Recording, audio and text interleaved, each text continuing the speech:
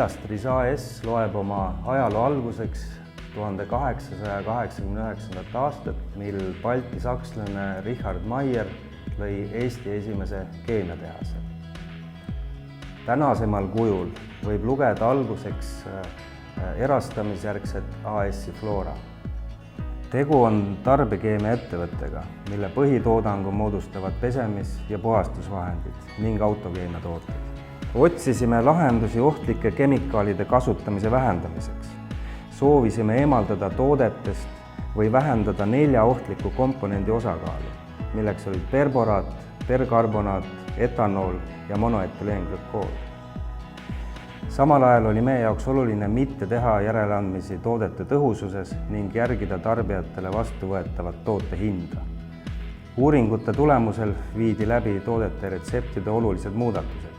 Perboraat eemaldati toodetest täielikult. Perkarbonaati vähendati lisades ensüüme ja kaltsineeritud soodat.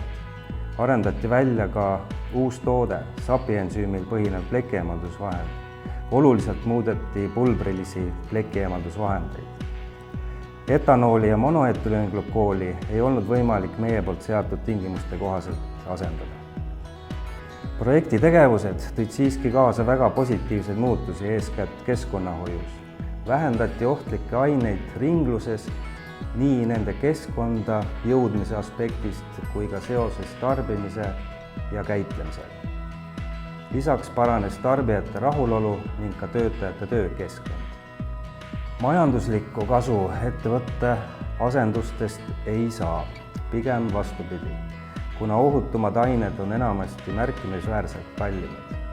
Kokkuvõtvalt võib öelda, et olenemata mõningatest tagasilöökidest ületas Life Fit for Reach projekt meie ootused.